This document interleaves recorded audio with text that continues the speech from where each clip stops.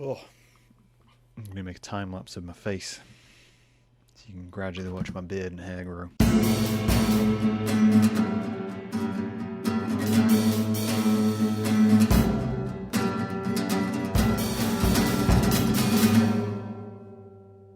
kids, how are you doing today? It is, in fact, if I look at the dates right now, I'm in June right now.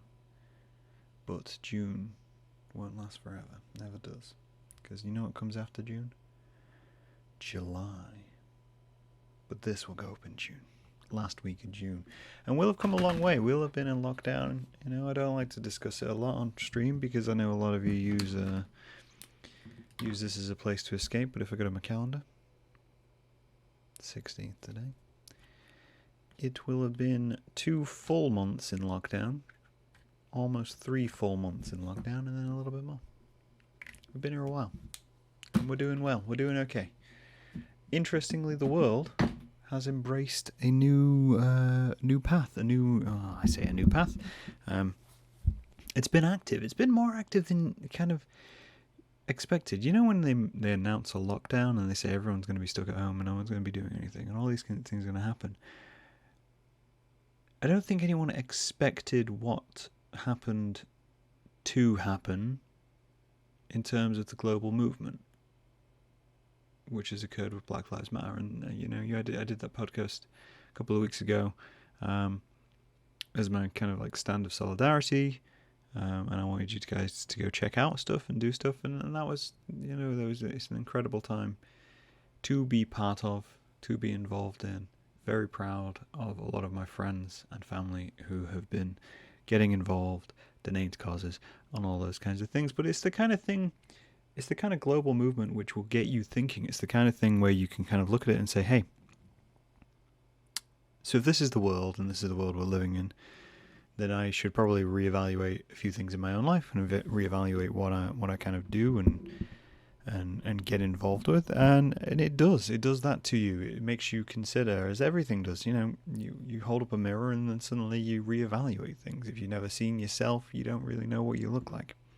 And I see myself a lot. It's something which you do with art. Art has a habit of it, especially for independent artists or kind of early on artists. You look at yourself a lot. A lot of artwork which is made early on in people's careers is very personal. And that's a natural thing because you're around yourself the most, so you can't really get around that factoid. Nobody is born and at the age of 13 thinks all of my artwork is going to be about someone else. No, the first artwork you make is about you. That's just a natural thing. You covet what you see. If you were to quote Silence of the Lambs, what does the hunter covet first? They covet what they see on a regular basis, and you see yourself, which is it's an important factor to remember. But it brought up a thing in my head because it followed the timeline. If we follow the timeline of what happens with the protests and things like that, obviously I don't know what's going to happen in the next couple of weeks. So if other things have happened, obviously this might seem a little bit out of context. And context, as we know, is basically everything in the world, or at least my world. Oh, sorry, hitting the microphone. And I think it's important to remember that, and it's important to kind of consider that. But where we're at right now, so we have the Black Lives Matter protests, which kicked off with the death of George Floyd and the outrage which was felt and suddenly very visible to the world. Obviously it had been there before and people had said things before, but suddenly it was on a global stage, and still is right now on a global stage. There is so many protests still happening right now, and they are important. As I said in my other podcast, if it feels like you're going through hell, keep going.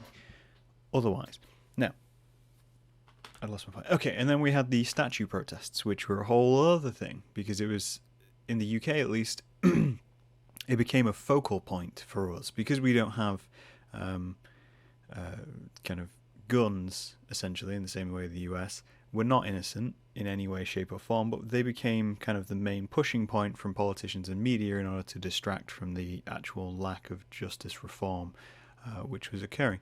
And to have those protests, you have to have people who want to protest that. And they came in the form of people who described themselves as the football fans or, the football hooligans and all this kind of stuff.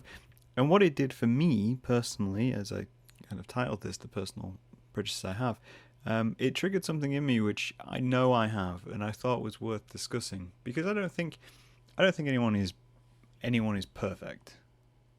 Everyone has a personal prejudice. Everybody, regardless of your background, your upbringing, how deity-esque you think you are. Everyone has a prejudice, and it can be minute. It can be something really small. You see a person with a mustache and you suddenly make a decision about that person. That is a prejudice.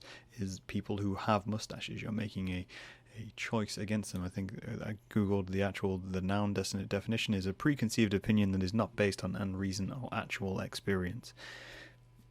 To use as a verb, to give rise to prejudice in someone, make biased. In law, is harm or injury that results or may result from such action or judgment. Basically, you see someone and you see something and you say, I don't like that, and then you associate everything with that, regardless of whether you've kind of been involved with it or anything else. And what I wanted to discuss is this idea that prejudice is formed very, very early on in life. Extremely early on in life. At least mine was. And I find myself catching myself from this prejudice, because it's something which I've had to learn to deal with. I've had to learn, first off, how to change prejudice. You first off learn that you have it. You recognize that you have it. And then you try to catch it every time it kind of rears its head, because you're still trying to develop and learn as a person. You're never going to stop developing and learning as a person. So you got to recognize it and then work to change it. Hope, struggle, and change. Those are the tenets of trying to change. So I know you're already wondering, you're kind of midway through this. Let me say midway through this, we're like 7 minutes in. What is Graham's personal prejudice? What is his thing which kind of rears its head every so often, and how detrimental is it? And I'd say it's fairly detrimental. And it's not, okay, we're going to get this out of the way now. It is not race-based. It is not religion-based. It is not anything like that. My prejudice is against football fans. My prejudice is against football as a sport and sports in general. It goes wider. A lot of sports fans. I have a very strong prejudice which is involved with those institutions. And that's just me. And I know that. And that is something which I have to catch and deal with on a daily basis, essentially. And I'm going to explain it. Let's go into it. So as I was saying, prejudice is formed very early on in life. Mine is no different. When I was very young, I was introduced to sport, as everyone is, as being introduced to sport. Now, there's a few things which come into play for you. This is another point I'd like to make, is that prejudice is not something which you are born with. It is something you learn. Okay? It is something which a child is taught or learnt from their world around them. But mine kind of came a bit really on. So I was a big kid, as many of you know, I've discussed it before. I was a big kid, which made sports harder for me, which then became part of my bullying regiment from those who would bully me, which was, to make fun of me for that. So it automatically becomes something which you can't handle or deal with. So as a child, you grow a dislike to it. But it also goes, there's more layers to it. And I kind of been thinking about this through. There's a lot more layers to it, because it wasn't just sport, it wasn't just activity which I was against. It was a lot more specific about that. Now, in order to kind of realize this, you got to realize that I grew up during the 90s. I was born in 1989, so I grew up during the 90s. So from the first 10 years or so of my life, I was in an infant school where, due to gender stereotyping, which is a huge thing, or it was a huge thing in the past, most boys were into football. And if you weren't into football, you were a bit ostracized, because I don't know any of that stuff. And my family is not a football family either. None of my family celebrate football. In fact, the only thing my parents watch is rugby, and they're not everyday watchers of rugby. They're Six Nations World event rugby. They're not local team rugby. They don't go to matches in person. None of that. They're just there. So that's an addition. Also, it was a lot more in your face at that time. During kind of like the 1996 Football World Cup, so you got to think I'm 6 or 7 years old. That was a huge thing. Euro 96 kicked off. So it was suddenly flung in your face, which made it even harder to be part of the football fan base, because as a young boy, you're meant to be into football. Why aren't you into football? What's wrong with you? That kind of stuff. And I'd get that from not just kids, but parents. You meet friends whose parents would instantly ask you who your favourite football team was, and when you didn't reply with anything which was significant or agreeing with them, you were instantly part of the enemy, and it's, oh, well, what's wrong with you? And then you can easily follow that up with, what, are you gay? And then it develops this image in your head of what these people are like. Okay? So then we add into that, what else did I see on TV at that age? What else was I shown at that age? Well, during the 80s and 90s, there was a huge rise in football riots, football hooligans, people going over to Euro and creating fights. Euro 96 was rife with it. There was so many televised riots of football fans, and it just developed this massive image in my head of what every football person was like. And this continues, tracks its way all the way through teenage years. Again, not being into sport, not being into anything like that becomes a problem. What football team do you support? I don't support football team. Why don't you support football team? Blah, blah, blah, blah, blah. And it goes on and on and on and on. And it takes a long time to set in. But basically, all I can say is that from a very young age, I was shown a negative image of football players, football fans, and the institution of football. That is how a prejudice is formed. So where does that leave me now? Where does that leave me on a day-to-day basis? Because, I get the feeling if you watch me do anything, you're pretty secure in the fact that I'm a fairly laid-back person when it comes to things. I don't mind people having any kind of interest. It's what they're into. But I can tell you now, as a personal effect of what this has on my life, if someone tells me they're a football fan, or tells me they're a sports fan, or tells me they're going to sit and watch sports, my opinion of them does drop a little bit. And that is how I recognize it. That is how I recognize that I have this prejudice, is that when someone mentions something, and I've gotten along with them for a very long time, and I know a lot about them, and it may be even that I know a lot about their artwork, and I enjoy their work, and I enjoy talking to them, and I think they're an intelligent, wonderful human being. As soon as this is mentioned in my head, it drops. It just drops a little bit. And I hate that. I hate that that is a thing. And I think this is the key to change.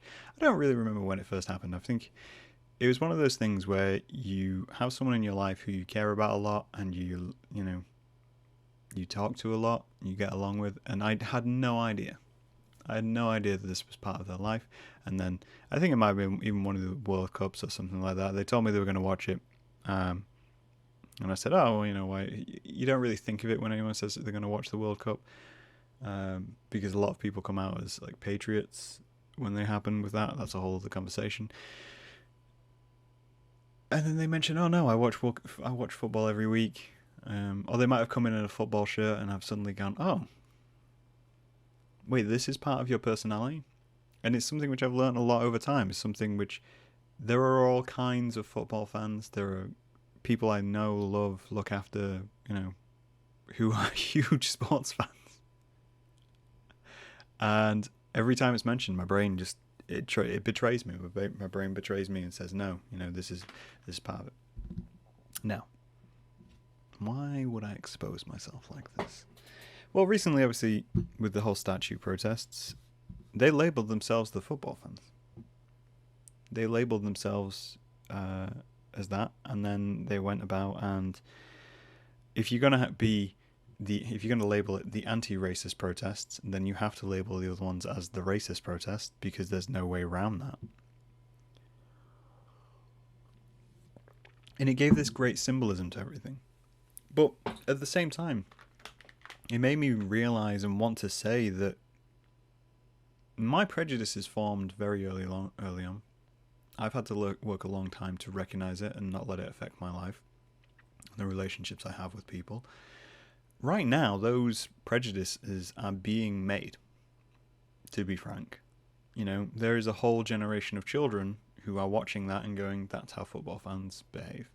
There is a whole generation of teenagers who are saying, actually, maybe I don't want to be involved with football because everyone else is just this. Because it's the most publicized version of what's going on. It's the most media grabbed version of what's going on. Every football match, even advertising for football, plays off it. It's people against people. It's this doing this, and you need to do this and get into it. And it's also is super masculine.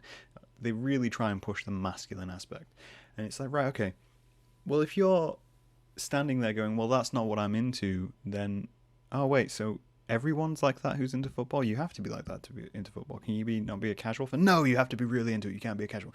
And what I'm saying is you need to be careful with how you're perceived in order to help combat that. Obviously, there's work which I have to do as a person to combat my own prejudice, which is formed out of personal experience. But at the same time, it is the right and necessary, what is the word I am looking for here? Responsibility of those who are into that thing and those institutions to make their own efforts. And what am I saying? What am I actually saying by this? I'm saying, if you as a person enjoy sport, enjoy football, and you do not feel that the actions which are publicized by the media represent you, you are going to have to be so much more vocal in order to drown that out. If you think about it the same way, this is your own challenge in the sense, if you don't want to be seen as racist because you're involved in football, then you need to make that everything. You need to make that all part of it. You need to make it so when those kinds of people do turn up to a football game, that they feel ostracized, and they should know that that doesn't represent your institution. And regardless of how many people come forward and how many celebrities say we should fight against racism and FIFA have this going against racism, that's not what gets shown. That's not what makes an impact. Negative impact makes so much more of an impact than a positive impact. That's just the way we work as human brains. Because as humans, we look at things which are negative and use them as warnings. Positive things, we kind of just accept. We kind of look at them and go, okay, well, that's a positive thing. Good. Carry on. Negative things, we change our behavior because of negative things. We change the view of the world. We have a brain which tries to protect us.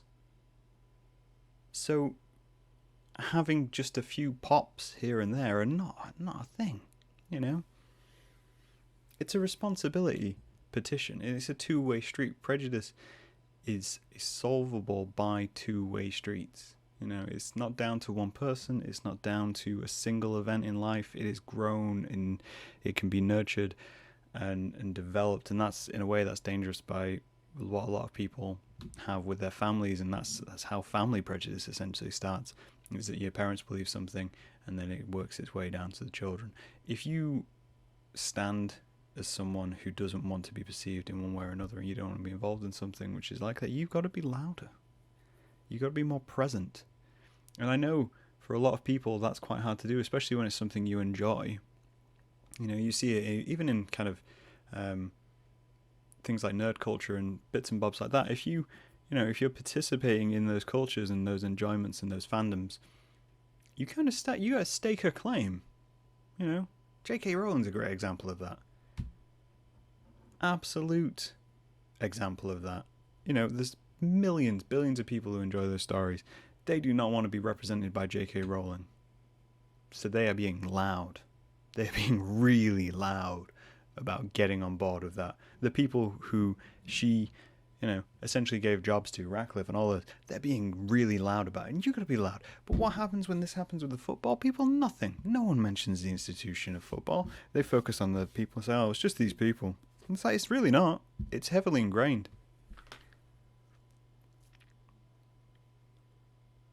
I've had to change to develop against my own prejudice.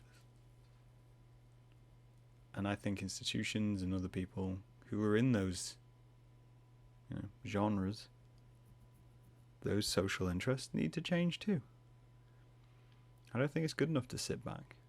If I was in, let's say there's a hobby which I enjoy, art, the art industry.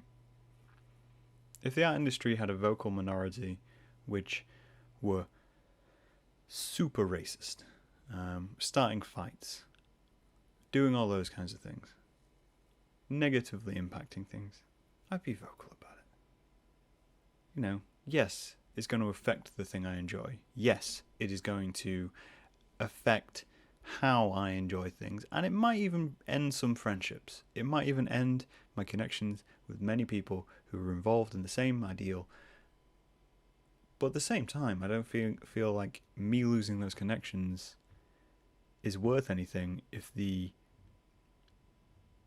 community I'm involved in is something which I don't want to be represented by. And that's essentially as simple as I can put it. And I hope it makes sense. I hope, what I'm saying doesn't just lead as something, again, prejudice. As I say, I have friends who are really into these sports, and I work hard to kind of get through that. It's a clash of personality as well. But I've said this time and time again. I have a negative opinion of sport and competition. But at the same time, I believe in competition. You can watch previous podcasts, ones which I did with, I think the one with Jen Baker is a good example of that. I believe competitiveness in some aspects is good. It drives you. It gives you a challenge. It pushes you to motivate and do things. And you can encourage other people in competition. I do believe in that. But when it comes to sport, I've got this barrier. And I'm trying to change it. I just want other people to join me on the journey. Take responsibility for the communities they're part of. If your community is toxic, you need to change that community. If you think that people who think this have got a very narrow view, you need to make that more self-evident. Because I am not part of that community, so I'm not going to be seeing all of it, and I'm not going to go out of my way to see all of it, because as you know, I'm not part of that community. So you need to make sure the face, at least, represents what you want it to represent. And I think that's true for any cause. This is just my example. And this is my own personal one. Hey, if you like football, if you like sport, put a comment below. Tell me what you think. I mean, I've got grievances all over the shop with it. But at the same time, I'm open for discussion. And that's important.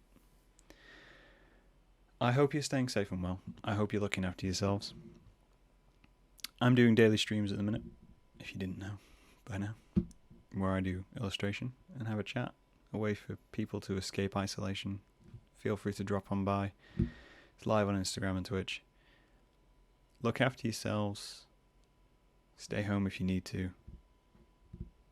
And I'll talk to you guys later.